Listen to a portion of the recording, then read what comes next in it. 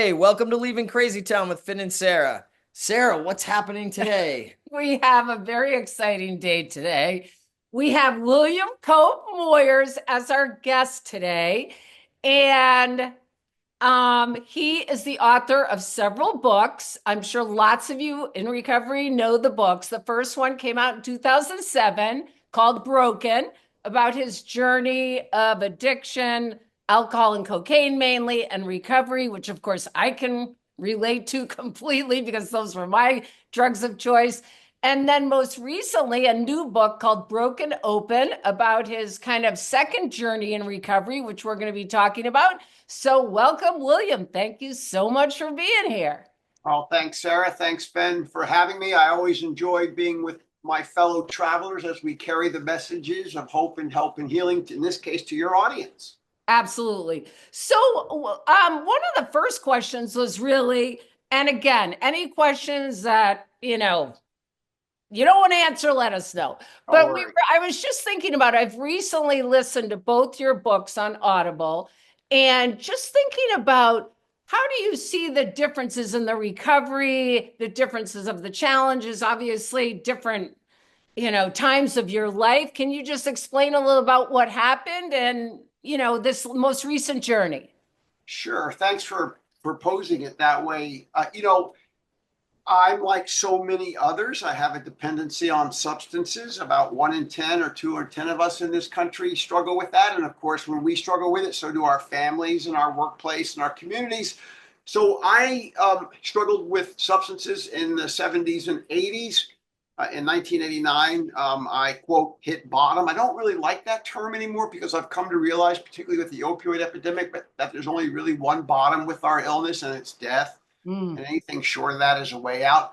But for want of a better term for now, I hit my bottom in 89 and began my recovery journey. So it's been, almost 36 years since I was exposed to 12-step recovery. That was the only option I was given, and I'm glad I was given it because it's, as I came to learn, mine is an illness of the mind, body, and spirit. It's not just substances I struggle with, but it's life. And 12-step recovery oftentimes helps us not only put down the substance, but also helps us to live our lives. And I required 4 treatments over 5 years between 1989 and 1994 before I finally gained sustainable recovery. I got momentum in recovery in October of 94. And that was really the journey that I wrote about in my first book called Broken, my story of addiction and redemption. And I use this to sort of describe my story of addiction, which is going down, hitting bottom, and then going up, right? That's the story of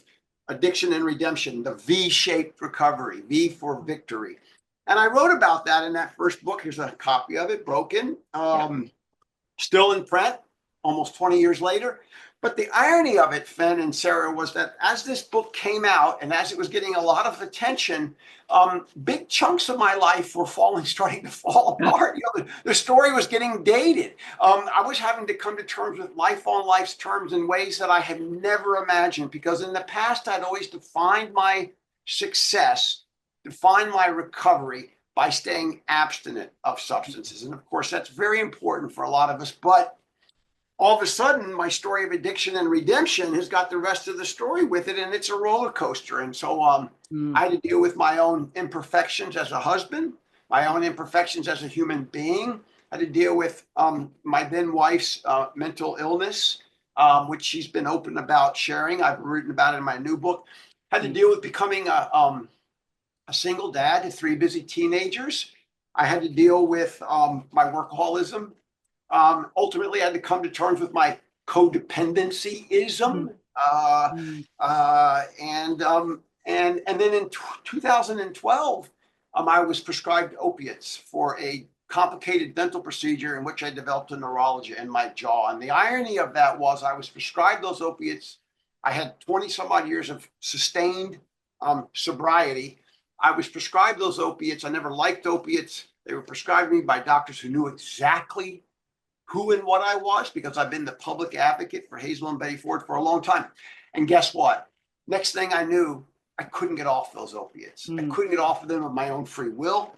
I couldn't get off of them in my 12-step program. I couldn't get off of them by getting on my knees and praying.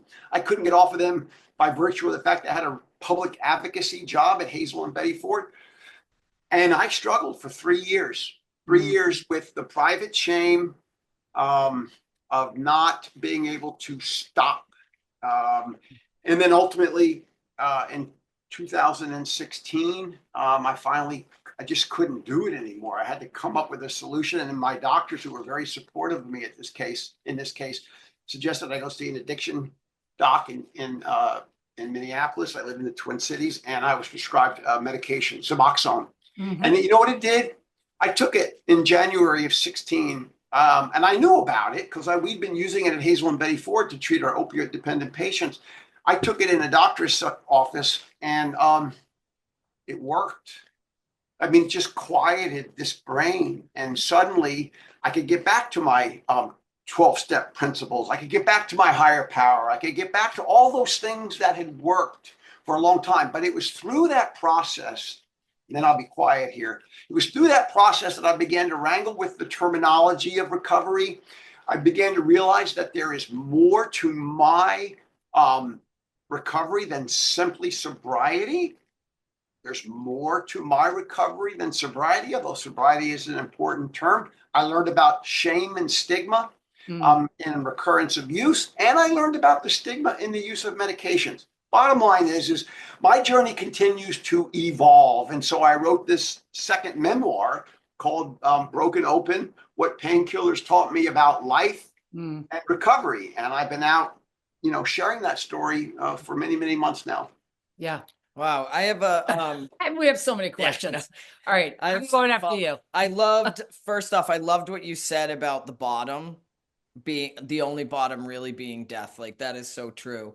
And, I'm not ever going to tell anybody else what to do or not do, but I was so afraid of opiates that in sobriety, I had to have surgery. And I was talking to my sponsor in my recovery program, and they're like, oh, you'll just take it as you need it. And whatever. And as long as you're following. And I said, but the phenomenon of craving, the big book talks about, how is that not going to affect me when I loved medication? Right. That was something that I used when I couldn't get to alcohol or, certain drugs.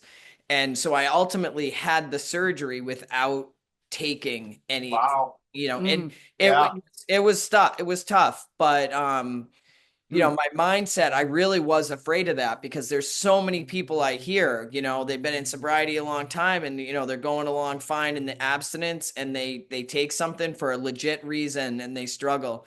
But I'll tell you where I do struggle. And it's funny because we were talking a little bit about medically assisted recovery and different things. And I've always had judgments about it, but you just triggered in me that I'm actually being medically assisted in an addiction right now that I hadn't thought about, and it's food addiction.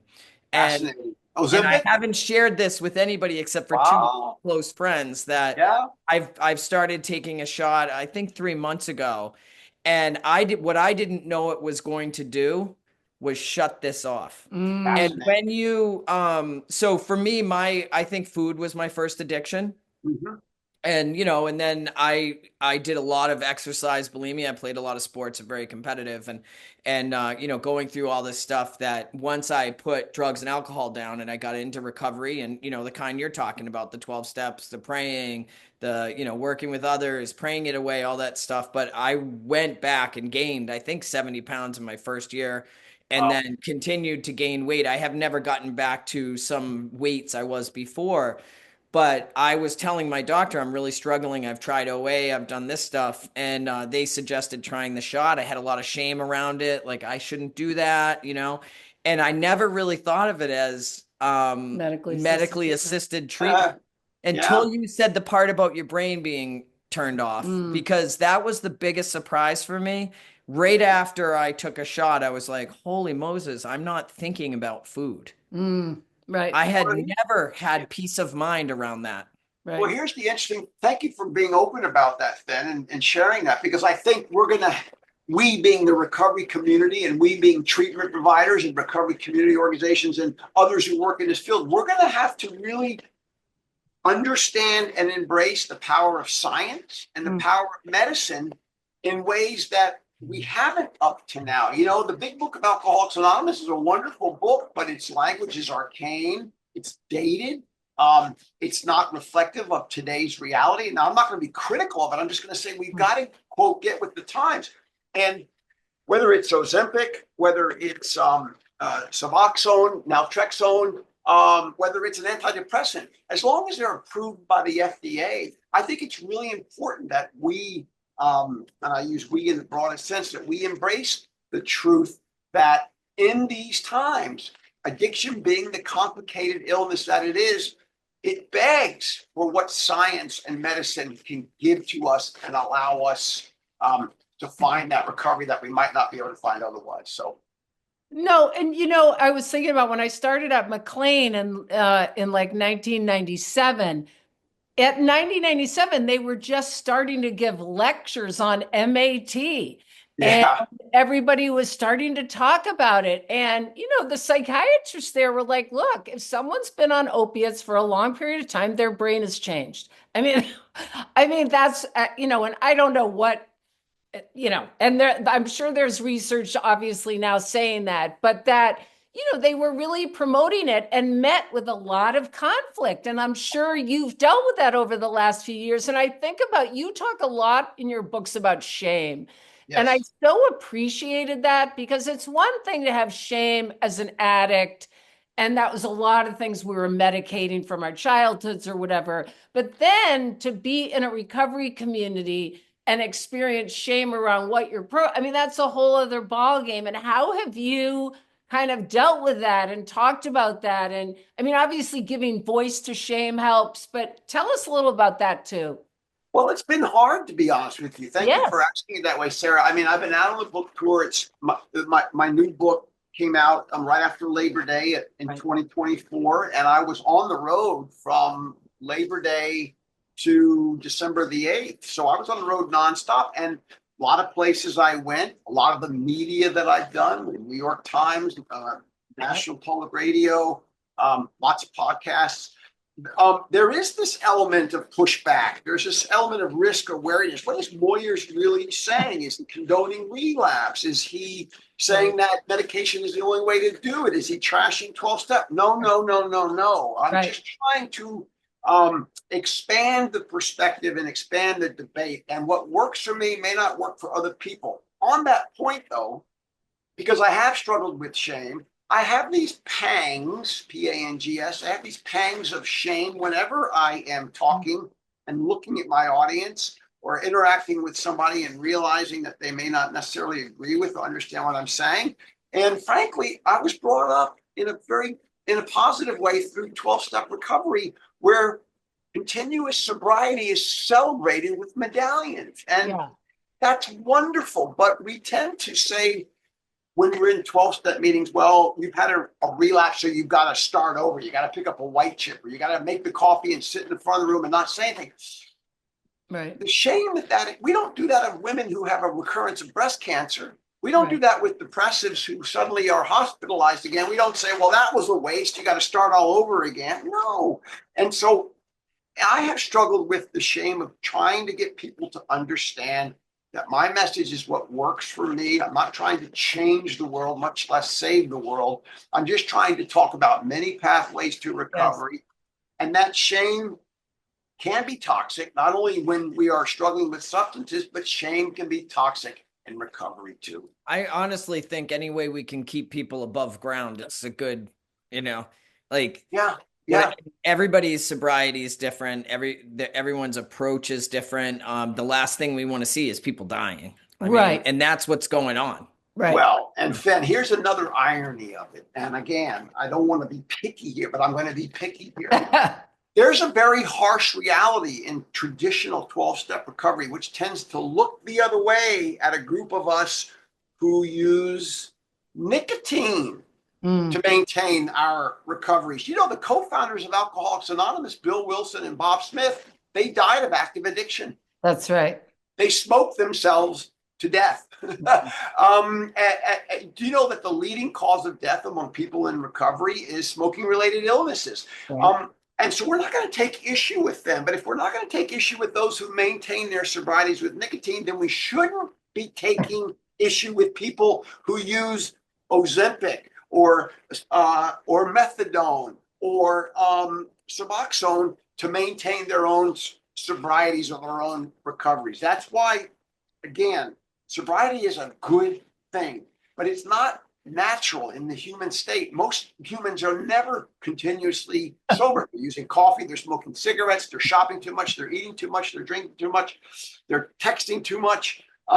Sobriety is not a natural state. And so for me, and what I hope is a message that will resonate with people, again, there is more to my recovery than sobriety. And during that period of time when I was struggling with the pain meds, knowing that it wasn't good, but not knowing how to get off of them, right, I had to hold on to something that was more potent than anything that's ever been true for me before, and that was hope.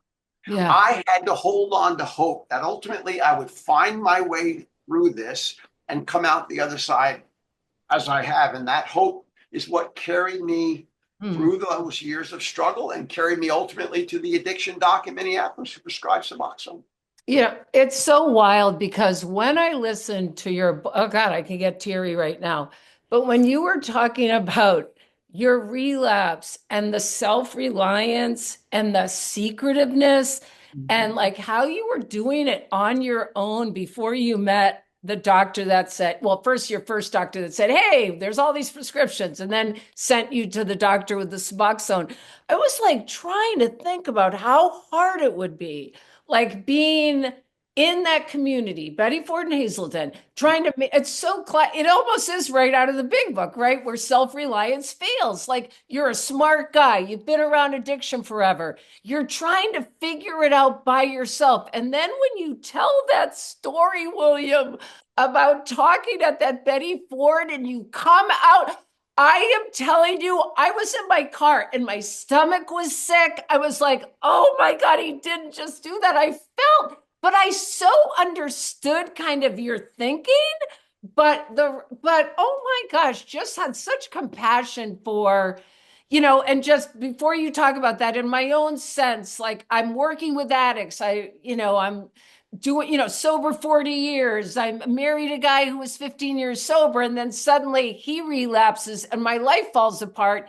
And the same feelings, like I got to figure this out on my own. I can't tell anybody this is happening. I mean, I'm an expert, so, and yet that bottom for me was what changed my life dramatically, just like with you. So anyways, Yeah. talk about, I mean, I can't imagine that conflict. Well, it was a tug of war. The thing that did save me was I did hold on to hope. And also, and I think Fen mentioned this earlier, I started working at Hazel, and we're now called Hazel and Betty Ford because we merged with them back in 2014. But I started working at Hazel in 1996. I've been there almost 30 years. And what I learned that during that period was the power of my own story. Because there's such a shame and a stigma around addiction. And then there's a misunderstanding of anonymity in 12-step recovery that we just don't stand up and speak out like we should, like other illnesses do. People with breast cancer, people with depression, people with diabetes, they all stand up and speak out, and we don't.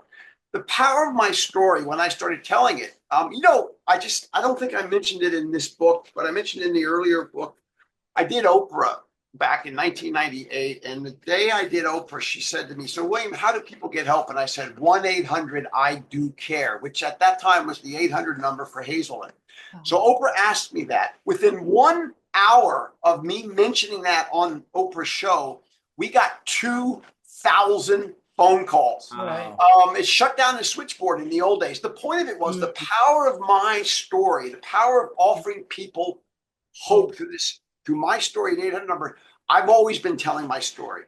So for me, suddenly to be struggling with my sobriety, it threatened my very existence, because what story am I going to tell? And so I had shame around that. I had secrecy around that because I didn't know how I was going to come through that. But my point is I continued to hold on to hope, and I continued to help people during that period of time. I get 3 to 5 requests for help a day. 360 days of the year. I've had 2 today. It's still early. And they come to me through social media. They come to me through visits on my front porch here in my house in St. Paul. They come through letters and phone calls and so on. And I take very seriously every person who asks me for help.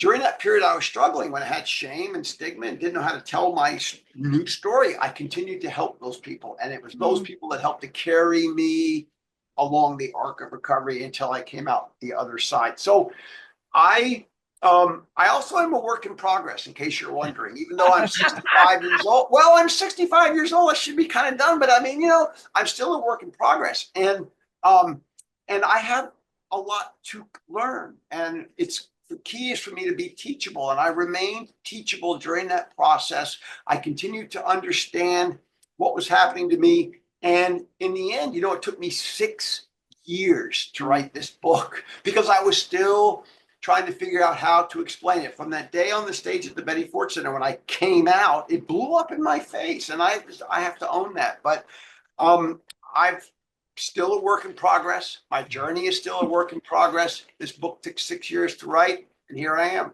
And our story isn't over till it's over. And no, I was thinking about what you were saying this morning. Somebody reached out to me about something they said at a meeting. They were sharing, they were the speaker, and they were talking about, oh, I can't believe I said this and where I'm at. And I've been sober for like 30 something years. I should be in a better place. And it's so embarrassing. And I said, it's exactly what people need to hear. That's the truth. You have to, you're taking the time to wrap the head around your story. But for me, all the feedback I got that's been helpful to others is when I share the truth. And, ultimately, like our story, like you said, is what, if we were all going to walk around, I don't know about you. Well, it sounds like from your history, especially with the father like yours, I didn't have people who were succeeding in my life that I could watch and admire and want to be like, but I was taught that you're the best or you're an embarrassment. And so my drive to not be seen as somebody who, after, I went through the steps in my first year of sobriety. In the second year, I was ready to jump off the Zakim Bridge in Boston because I was still struggling and I couldn't tell anybody because, I had done the steps. And I forgot the whole part about being human. And that, it's not perfect. It's not a perfect journey. Right. And I think that when I finally got that awareness and I started telling the truth, like, hey, I'm not doing great today. Right. And then I started helping people. Right. One of the stories I told in my new book was about coming to terms with my codependency. And that's a tricky term because it's so overused and it's used by all kinds of things that just aren't true. We know what it is, and people who have it know what it is. My codependency is all about fixing those things that aren't my business fixing. Other people, other circumstances. And so what I've shared, and I had to hit bottom as a sober person to experience what it was like to be codependent.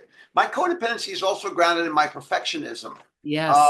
I have perfectionism, and it manifests itself in my codependency, in my workaholism, in my expectationism.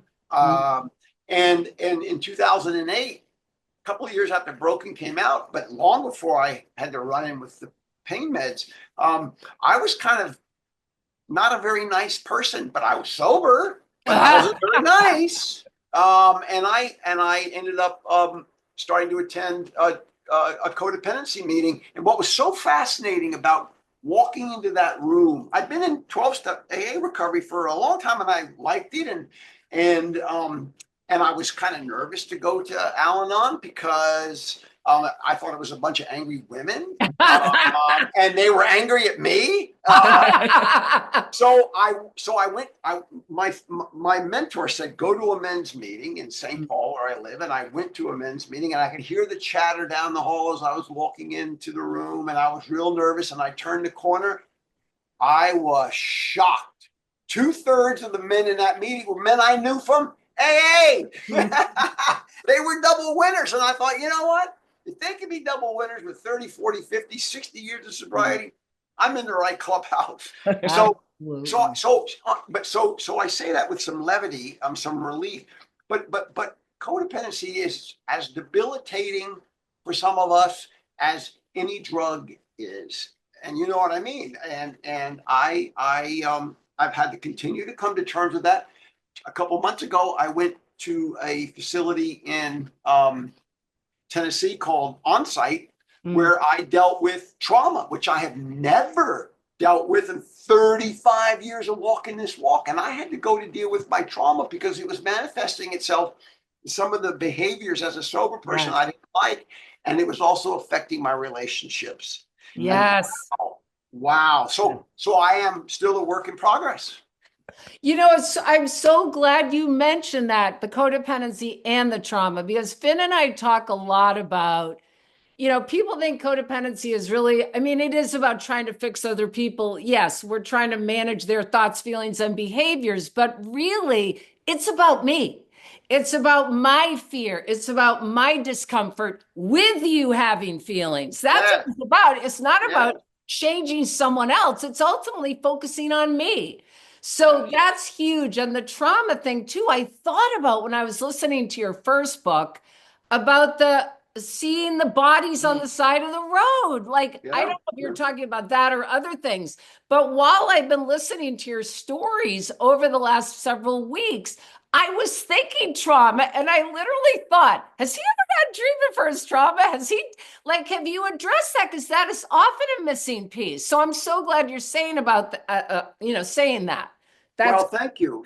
Because I find some fault in traditional 12-step oriented treatment because it does not recognize, although we're getting better at it now, where it doesn't recognize co-occurring disorders like a depression or an eating disorder or trauma. I went to treatment 4 times over 5 years between 1989 and 1994, twice at Hazelden, where I now worked for almost 30 years, and twice at a facility in Atlanta, where I was living at the time. I was working for CNN, and I was diagnosed as being an alcoholic and an addict. Good. But not in any of those 4 treatments, including twice at the renowned Hazelden Foundation. Not once in those 4 treatments was I also diagnosed as someone suffering from and needing attention to my trauma. Yeah. And for me, it was most of the trauma that I've had to come to terms with is not about incidents per se or bodies by the side of the road under the tree. It's about the trauma that comes from the family of my family origin. I was never abused, but I grew up in a family where we were never good enough. I grew up in a family where perfectionism was lauded. And you know how hard it is for me to be perfect. It's impossible because I'm human. And yet I've always been striving to do more, be more. And so anyway, when I went to this facility with my wife, Nell, for trauma, I was the oldest person there. And at first I had a little shame around the fact that, gosh, 65 years old. And but then I kind of felt proud about it. It's like, it's never too late. Never too late. That's right. And you're right. I mean, with Gabor Mate and all the research, all the trauma books lately, it's all about this kind of perseveration, small mini traumas, low T, small T over time rather than the big T. And PTSD also very often when someone gets sober gets worse. It doesn't get better. So you can attest to that. When I was active in addiction, I never missed work. Never. I got every year I got evaluated 3 or 4 times a year, highest level evaluation. Soon as I removed substances, I didn't go to work. I used all my sick time for 10 years. My boss set me aside at 6 months and asked what was wrong with me. Right. Like, because I could not function. Right. From my trauma. It's right. And that's why 12-step recovery is really good, and it's a very important pathway, but it gets more complicated, I think, than just the way it was designed back in the 1930s and 40s. And again, I don't want to sound like I'm critical of it. I'm not, but we need other things, whether it's science and medicine and what Gabor Mate is recognizing in people, and all those other things that have to do with the human beings that we are, even when we take away the substances. Yes. I was driving down the road in my first year of sobriety, that roads I've known my whole life, and I didn't even know where I was. Mm, Mm, I wasn't on anything. This was just my right. mind, like mm. trying to deal with whatever. So I ended up having to get a lot of outside help. I could Yes. not, I couldn't function. I was Yes. like, I don't even, I'd be driving and literally, I mean, they're like psychotic breaks. Right. They would pass and eventually I'd get where I was going, but I didn't recognize anything on the road. Stone cold sober, Right. like nothing in my system, and just like, where am I? Right. I don't know. Yeah. It's so good also. I'm so glad you're talking about kind of the trauma over time with your family because again, when I was listening to your book, what I said to myself a lot was, how can he talk about his parents and his family in this you probably haven't heard your book in a while, but you talk so highly about your family and your parents and how great they were and bright they were in this. And when you described your letters that your dad wrote you, it's like, and I kept thinking, like, this isn't adding up for me. How can this guy who had such this beautiful, brilliant, loving household, when I'm seeing like the stress and the pressure of the perfectionism and all that, it's not adding up with the crack addict. You know what I mean? Like, I kept thinking about a discrepancy. But now that you're talking about this and you talk about it more in your second book about the pressures, and I thought about Finn too, because he has similar stuff with like, needing to be the best and the perfect. And that's so great that you're acknowledging all that and looking at that because it's so important. The fear of not being the best or not being good enough can control so many of us. Well, when I was listening to it, I was thinking that it felt like a lot of pressure in the sense Pressure. of like outside views of, Oh, or Yeah. when you perceive how the world's perceiving your dad and your family, like right, how do you live up to that? right. And you Right. you miss, I don't know if you felt this way in the home, but miss out on the subtleties of family that's just quiet and private. Mm. And instead of like, oh, how do you even live up? I know the part about wanting to be like your dad and what that would mean, Or even better than your dad, yeah. like over, Yeah. when you were talking about that.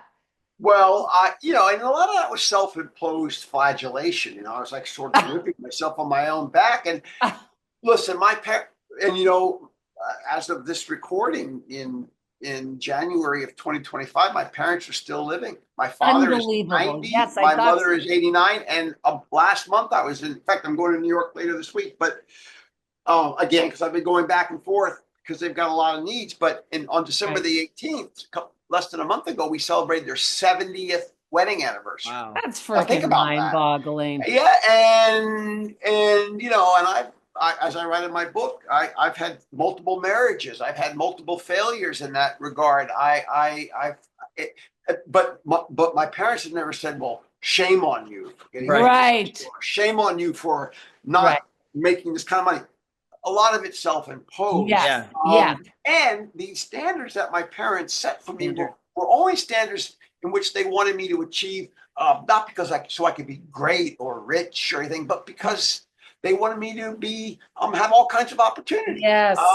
So I imposed a lot of that on myself, and Yes. even at age 65, I still get these whiffs or pangs of shame about not measuring up. Or just yesterday, I was out for a walk here in Minnesota, and I was thinking about what my dad was doing at age 65, and he was doing some of his best television, and here I am thinking about retiring.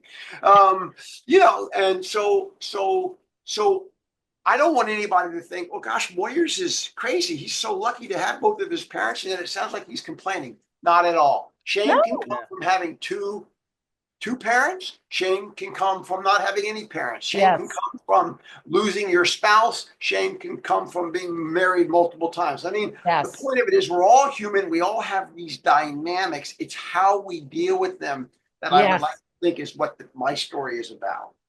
Yeah, I didn't get the sense you were Yes. complaining about your family at all. It Nope. truly seems to me like we all come in as souls into this universe with a Yes. certain perception, and no matter where we're placed, you know, our view and how we interpret and what the Yes. stories we tell ourselves about what all these things mean. I remember I've been divorced a couple of times and married a few times, and I remember after my first marriage ended, was only a year and like 14 days after, the feelings of failure that I had. And my parents have been married and divorced 4 or 5 times. So for me, it should have just been like, whatever, this is what we do, but it was my own perception of I wasn't going to be like that, or if you have parents and you want to emulate these things. And for me, it's always been self-imposed, that idea of perfectionism and. Yes. Well, even in my first book, I mean, that book was a New York Times bestseller. It's still in print 20 years later. It's in its 4th printing. This book that I wrote, Broken, I felt like I had to live up to it. I had to live up to it because it was this V-shaped recovery. People used to say, "Oh, William, I read your book. I want to be like you one day." And I would be like, "Be careful what you ask for. You don't know the rest of my story." Right. The new book I get to live into. I get to live into the new book, which is all about my shortcomings. It's all about my evolution and revolution. It's all about those things that we don't like to talk about in recovery because they're messy or because they're dark or because they're broken. But you know what? I don't know anybody whose journey since they put down substances has been perfect, because nobody's like that. Absolutely not. And the older I get, and even the longer I stay sober, the less I feel like I know. I mean, yeah, you get it. See, human beings, we have great stuff. We have not so great stuff. We do our best. We also go through many different things in our lives. And at certain parts of our times in our lives, we may behave in a different way than we do now. I mean, raising a son, I was a lot more stressed out than now that he's gone or whatever. I mean, it's like, almost gone. Okay. You know what I'm saying? So, and I know I guess I got to be aware of the time too. We're wrapping up, but one last question I wanted to ask you too, William, was, your upbringing with the religion and the church and your father. And like, I was thinking, how has your either connection or belief or whatever in a higher power or God changed over the years? Or from a child, you seem to have this resistance. And then I thought, how is it now? Yeah, thanks for asking that, Sarah. I think it's an appropriate way to kind of wrap it up. So I see my spiritual convictions the same way I see my journey. It's an evolution. I used to believe in God. I don't believe in God anymore. I trust in God. I can trust that God will do for me what I can't do for myself, but that it isn't necessarily going to be the way I want it to be. Even when I was struggling with the pain meds, I was on my knees praying, and I didn't feel like my prayers were getting answered until I realized that sometimes I don't need to get an answer. I just need to keep trusting that darn process. I have come to see that my faith journey is a journey. It's not a destination. Yes. And so today I have a relationship with my higher power that is always one that when I connect, I'm filled with a sense of gratitude. And what is a gratitude I'm filled with? The fact that I got to make this journey. It might end later this afternoon. It might end tomorrow. It might end 30 years from now. But the bottom line is that from the adversity of my alcoholism and drug dependence in 1989, I have been on a journey for 36 years. Aren't I blessed? Aren't I lucky? And I just feel that the best thing I can do with the gift of recovery is to give back to others so that they might be able to have the same experience.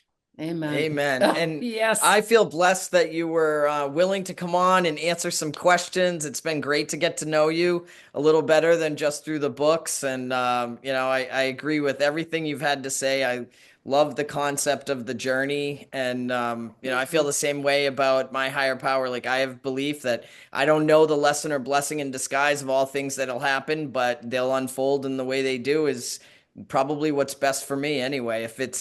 If I don't believe it, I know I'll find out eventually why it's a good idea. Right.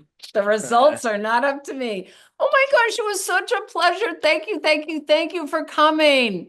It was so great. Yes. Thanks for having me, because I've learned that when we give it away, you all know we give it back. And I'm hoping that there's some people in your audience that hear our conversation today and find out that there is hope. Yes. There is help and there is healing. Maybe not today, maybe not tomorrow, but you got to keep the faith, stay the course, and trust the process. Yes. Thank you so much, Thank William. you so much, and take care of yourself. All right. Okay. Bye. Bye.